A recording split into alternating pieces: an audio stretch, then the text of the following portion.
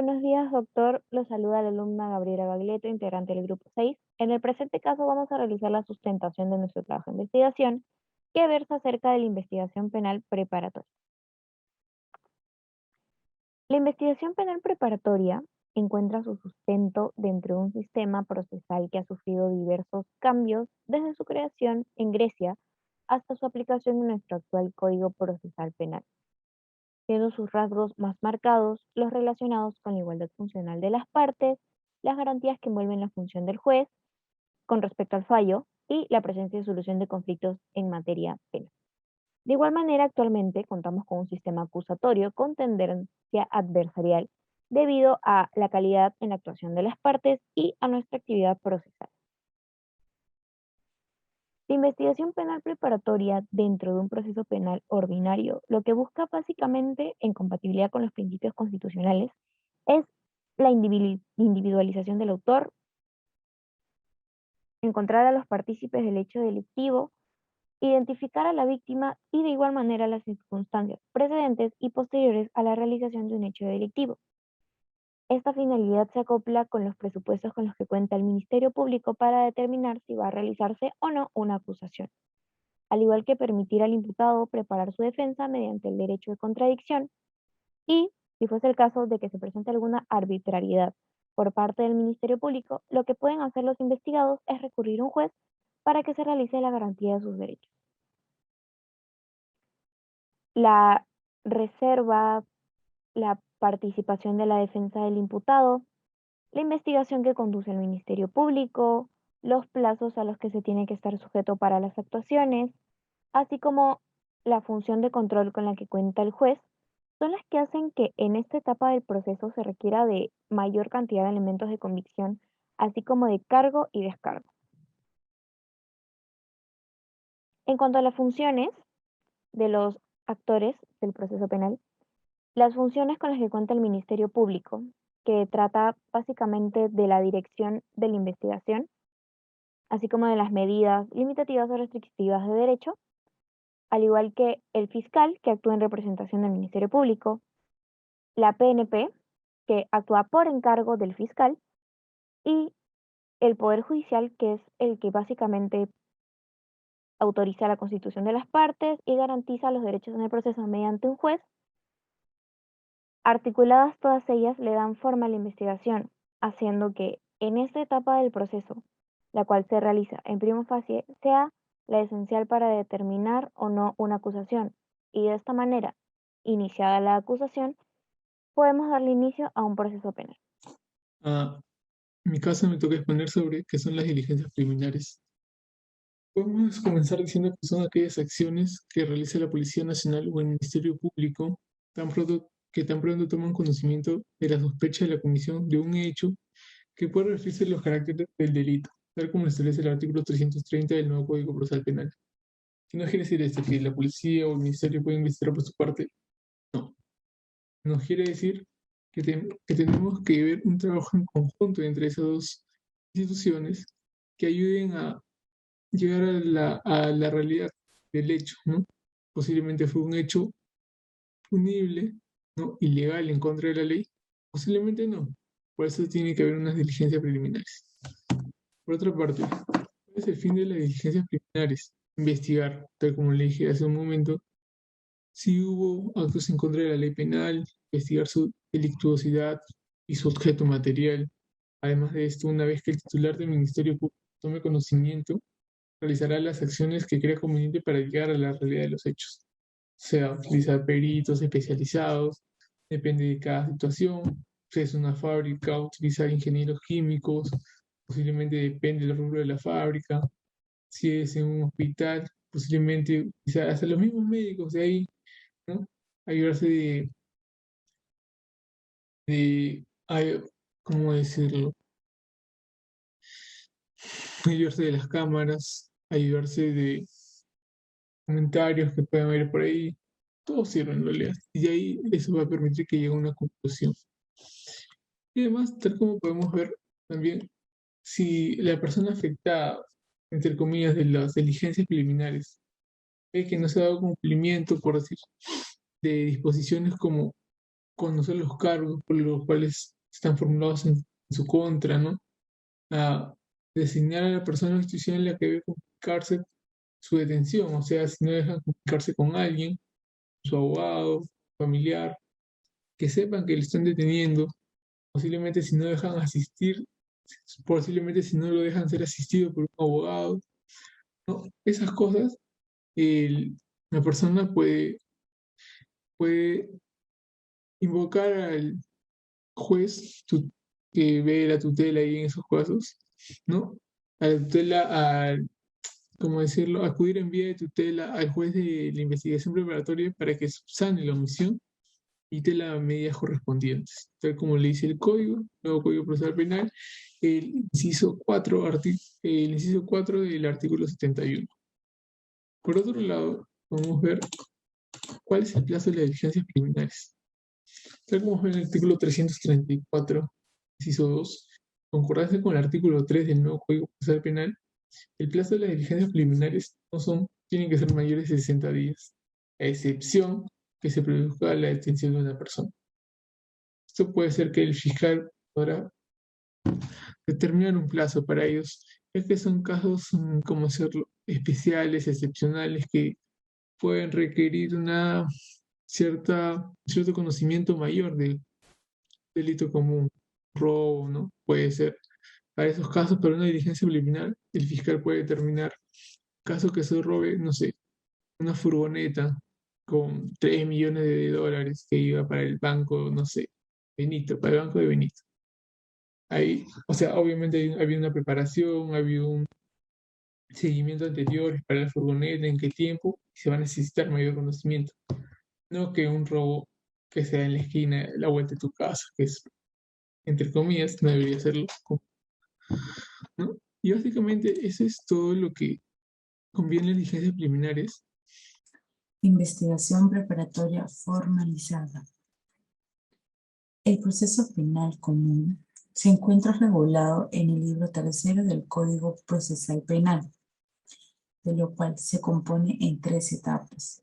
La primera etapa es la etapa de impugnación, la segunda es la etapa de investigación preparatoria, la tercera es la etapa intermedia y la etapa de juzgamiento, de lo cual la etapa de investigación preparatoria se subdivide en 2 etapas, que son las diligencias preliminares y la investigación preparatoria formalizada o investigación preparatoria propiamente dicha.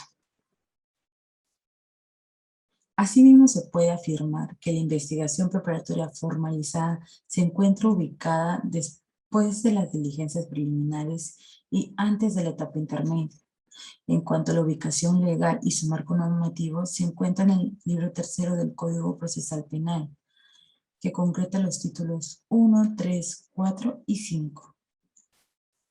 Se inicia con la expedición por parte del fiscal a cargo de la disposición de formalización y continuación de la investigación preparatoria, de lo cual en consecuencia existan indicios reveladores de la existencia del delito. La acción penal no ha prescrito, que se ha individualizado al imputado y que de ser caso han satisfecho los requisitos de procedibilidad. Los indicios reveladores a la sospecha reveladora se encuentran definidos con mayor extensión en la sentencia plenaria casatoria 1 de 2017.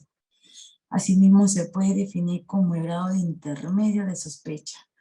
En cuanto a la imputación formal de carácter provisional, consistiendo en la existencia de hechos o datos que sirvan racionalmente de indicios de una determinada conducta, mediante la presencia de los elementos de convicción.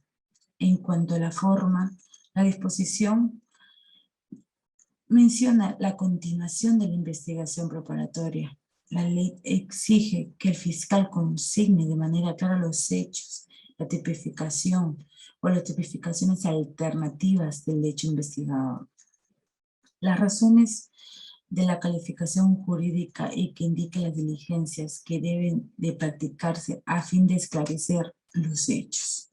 Aunado a ello, el fiscal comunica al juez de la investigación preparatoria acerca de la formalización de la investigación y adjunta la disposición pertinente. Finalmente, esta disposición no es impugnable por el investigado, puesto que únicamente cumple con el fin de comunicar a la defensa acerca de la progresión a otro estadio procesal y garantizar su derecho de defensa, siendo a ello que la etapa de investigación preparatoria formalizada no tiende completamente a investigar una presunta conducta delictuosa, sino que también sirve para investigaciones cuestionadas planteadas por la defensa a fin de esclarecer los hechos. Asimismo, en cuanto a los principios que informan la investigación preparatoria formalizada y que le dan sus rasgos característicos, se cuenta con el carácter preparatorio de la investigación, el principio de la documentación, el principio de la investigación de oficio, el principio de secreto de las actuaciones. Aunado a ello, también vemos los principios transversales al proceso penal que se manifiesta en mayor o menor medida en la etapa de investigación preparatoria formalizada, de lo cual se tiene al principio de la legabilidad, el principio acusatorio, el principio de dualidad, el principio de contradicción e igualdad de armas. A continuación, la segunda parte, la cual se tiene que hablar los efectos de formalización de la investigación preparatoria. Los efectos que produce la formalización de la investigación preparatoria se encuentran detallados en el artículo 339 del Código Procesal Penal. Sin embargo, ese artículo solo señala dos efectos, a pesar de que en realidad es que hay otros más. Los efectos que se indican en el 339 inciden en la suspensión de los plazos de prescripción de la acción penal y en la pérdida de facultad del fiscal para archivar por sí mismo la causa. Para archivar por sí mismo la causa, siendo necesario que recurra al magistrado. En cuanto a los otros efectos no numerados, en el precipitado artículo se tienen entre otros, la cual es: habilita la posibilidad de la constitución del actor civil, habilita la posibilidad de incorporar personas jurídicas al proceso, sea como investigado o como tercero civil, habilita la posibilidad de solicitar prisión preventiva, pone en conocimiento que no había sucedido antes al juez de investigación preparatoria en el caso, de la cual debemos continuar en la 6, que es el plazo de duración de investigación preparatoria. En cuanto a la duración de investigación preparatoria, eso depende directamente de la complejidad del hecho investigado, y de la ley divide niveles de complejidad en 3, que son casos simples, casos complejos, casos de crimen organizado e hipercomplejos, de la cual el plazo de investigación preparatoria formalizada para los casos simples es de 120 días naturales prorrogables por 60 días. Para casos complejos es de 8 meses prorrogables por los 8 meses más. Para los casos de crimen organizado, el plazo es 36 meses prorrogables de 36 meses más. En concordancia, el artículo 342 del Código Procesal Penal. Prorrogación de los plazos de investigación. Debe entenderse de que los plazos con los que cada tipo de investigación, simple, compleja y crimen organizado, no deberían prorrogarse. Sin embargo, atendiendo a determinadas circunstancias, a cada caso concreto, es posible que el fiscal requiera al juez investigación preparatoria que le conceda la prórroga de plazo de investigación hasta los topes establecidos por la ley. Y no es necesario que solicite ampliar por totalidad el plazo disponible, sino más únicamente por el plazo que sea estrictamente necesario, de que haga en concordancia del artículo 342 del Código Procesal Penal. Como se ha mencionado, la decisión está otorgada o no, el plazo está en manos del juez de la investigación preparatoria, y es el fiscal quien debe exponer en la audiencia las razones por cual debe solicitar en circunstancias especiales. 8. Ejecución de diligencias por parte de la defensa. Tal Tal como se ha mencionado en el punto 3, la finalidad de la investigación preparatoria también radica en reunir los elementos de descargo que fortalecen o sostengan la tesis de defensa, así como la investigación. El investigado tiene derecho a solicitar fiscal que se practique de nada antes de investigación, siempre y cuando indique la autoridad de lo que espera obtener aquellos. No obstante, cabe posibilidad de que el fiscal niegue ante la investigación solicitada se practique determinadas circunstancias como el artículo 337, inciso 4 del Código Procesal Penal. Y también están las diligencias que pueden recurrir al juez de la investigación preparatoria para que, previa audiencia y disposición sobre motivos concretos que ordene el fiscal realizar diligencias solicitadas de la cual solicita en el artículo 336, inciso del Código Procesal Penal. Conclusión de la investigación preparatoria formalizada. La etapa de investigación preparatoria formalizada concluye cuando el fiscal emite una documentación denominada disposición o conclusión de investigación preparatoria, para cual el fiscal emite tal documento, se requiere de que su criterio considere que ha cumplido con su objetivo, aun cuando no hubiera vencido el plazo. De lo contrario, quede claro de que no es necesario agotar los plazos de la investigación en su totalidad para concluir la etapa de investigación, sino más simplemente hubiera cumplido con su objetivo en sí. Por otra parte, si los plazos se hubieran vencido en exceso y la defensa no hubiera activado los mecanismos correspondientes de control de plazo, tampoco concluye en la etapa de investigación, puesto que en esta solo termina con la disposición fiscal que así lo declara y se dispuso en el artículo 343, disculpen, inciso 1 del Código Procesal Penal.